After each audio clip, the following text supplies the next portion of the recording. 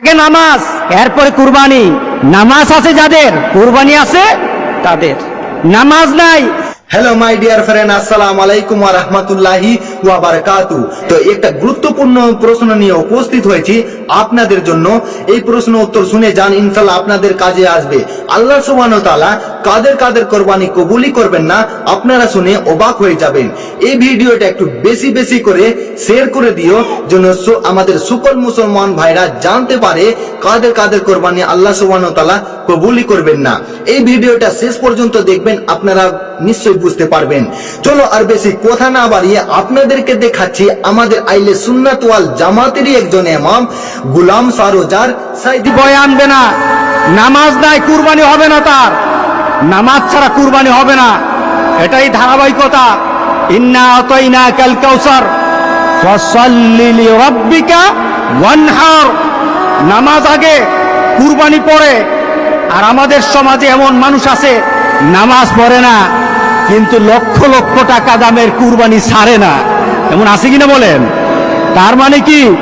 সে দিন বুঝে না, সে ইসলাম বুঝে না, সে মোহাম্মদ সাল্লাল্লাহু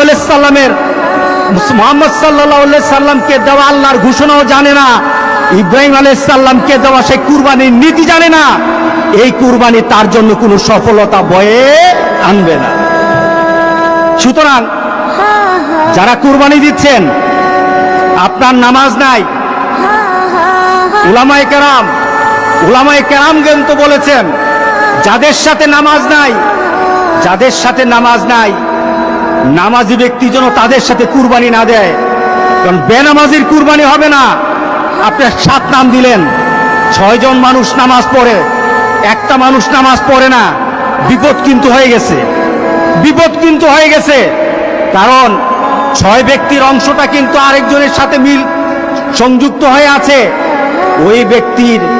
ওই ব্যক্তির বেনামাজি হওয়ার কারণে উলামায়ে কেরামের মতামত, সব উলামায়ে কেরামের মতামত, নামাজ যার থাকে না কুরবানি তার হয় না।